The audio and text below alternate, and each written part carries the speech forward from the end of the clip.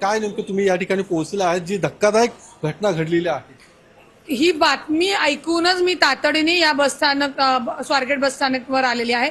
या ज्या व्यवस्थापक मॅडम आहेत, ज्या पल्लवी विराज पटेल, त्या रजेवर आहेत, त्यांचा चार दुसऱ्या मॅडमकडे आहेत आणि त्या मॅडमला सुद्धा आत्ता माहिती मिळाल्यानंतर त्या पोलीस स्टेशनमध्ये ही माहिती काय आहे, काय घडलेला प्रकार आहे त्या घेण्यासाठी गेलेल्या आहेत।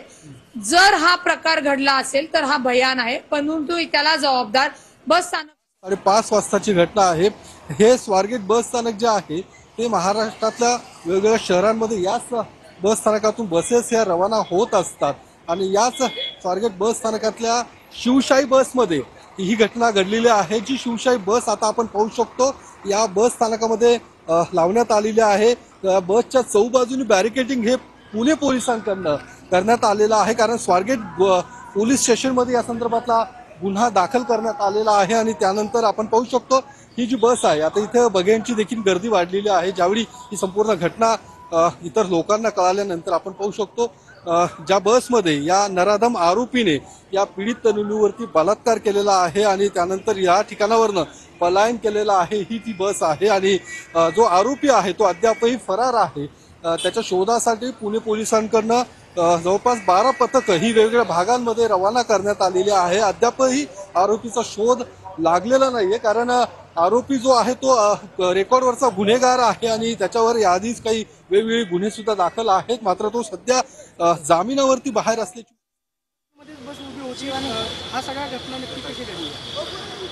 ॲक्च्युली ही जी मुलगी आहे ही पुण्यामध्ये कामाला आहे ती, आणि ती इथून फलटणला तिच्या गावी चाललेली होती। सकाळी 5:30 पावणे 6च्या दरम्यानची ही गोष्ट आहे। ती स्वारगेट बस स्टँडमध्ये बससाठी थांबलेली होती।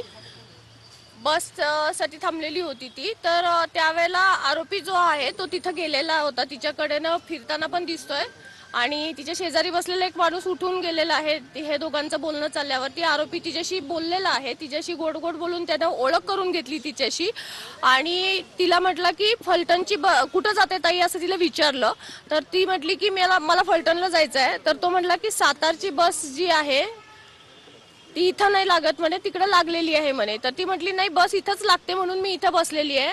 तर तो म्हटला की नाही तिकडे लागलेली आहे, चल म्हणे मी तुला घेऊन जातो। आणि सीसीटीव्ही फुटेजमध्ये ती मुलगी त्याच्याबरोबर जाताना दिसतीये आपल्याला, तर ती त्याच्याबरोबर गेली आणि तिथं गेल्यानंतर बसमध्ये अंधार होता म्हणून तिनं हा प्रश्न काढला की बसमध्ये तर अंधार आहे म्हटली ती। तर त्यावेळेला तो म्हटला की ही रात्रीची लेटची बस आहे त्यामुळे लोक झोपलेले आहेत म्हणून दिवे बंद आहेत, तू वरती चढून टॉर्चने चेक करू शकते।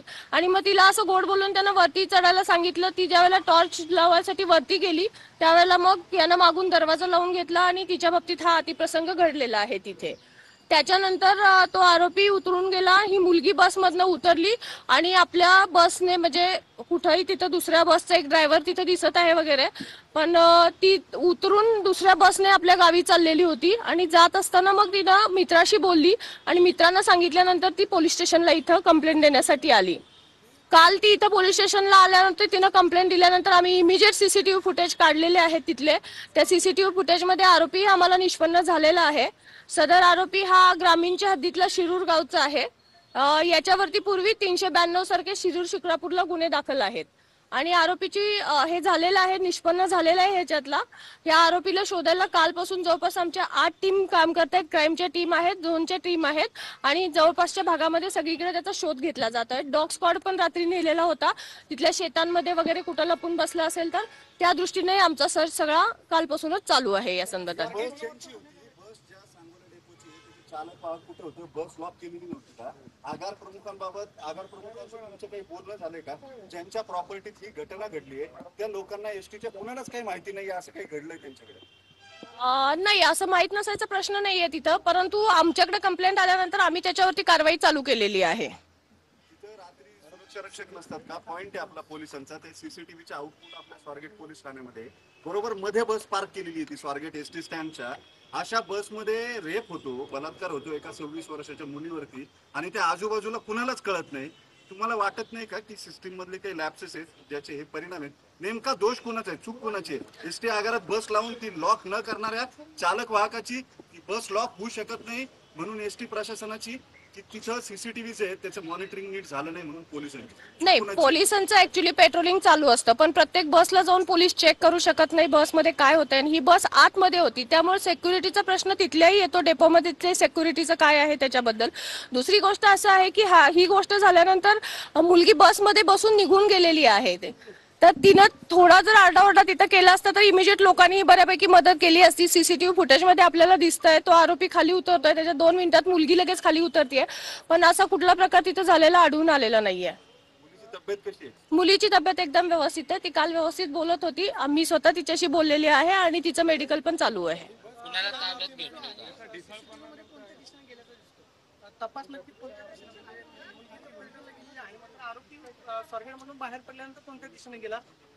पथकं जी आहेत ती कुठल्या भागामध्ये तपास करतात? आता पथकं जी आहेत ते मी डिटेल तुम्हाला देऊ शकत नाही, कारण ह्याच्यामध्ये असं आहे की आरोपी जर जागा झाला, ऑलरेडी आम्ही त्याला कालपासून शोधतोय, तो आमच्या ताब्यात आलेला नाहीये, त्यामुळे तपासाचं जे पूर्ण डिटेल्स मी आपल्याला आता इथे देऊ शकणार नाहीये. स्वारगेटच्या आगार प्रमुखांशी काही बोलणं झालंय का तुमचं? माझं पर्सनली अजून त्यांच्याशी काही बोलणं झालेलं नाहीये. पहिला आम्हाला आरोपी निष्पन्न करणं, त्या मुलीची काळजी घेणं, ह्या आमच्या प्रायोरिटीच्या गोष्टी आहेत.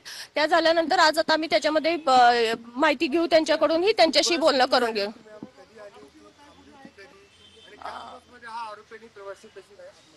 नाही, त्याच्याबद्दल मी डिटेल घेतलेले नाहीयेत बसच्या बाबतीतले. त्या फक्त बस आम्ही सिक्युअर करून ठेवलेली आहे, कारण आम्हाला मेन म्हणजे पहिला आरोपी तो ताब्यात घेणं हे आमच्यासाठी फार महत्वाचं आहे. आणि दुसरी गोष्ट म्हणजे मुलीची मेडिकल करून घेणं आणि तिचं मानसिक स्वास्थ्य, आणि त्याचबरोबर टीम लावून सगळीकडचं तपासावरती कॉन्सन्ट्रेट करणं हे महत्वाचं आहे. त्याच्यामध्ये आता हे पॉईंट तपासादरम्यान आम्ही घेऊ. सगळ्यात महत्त्वाचं म्हणजे की आतमध्ये स्वारगेट आगारामध्ये उभी असलेली बस ही आगार व्यवस्थापकांची जबाबदारी असते.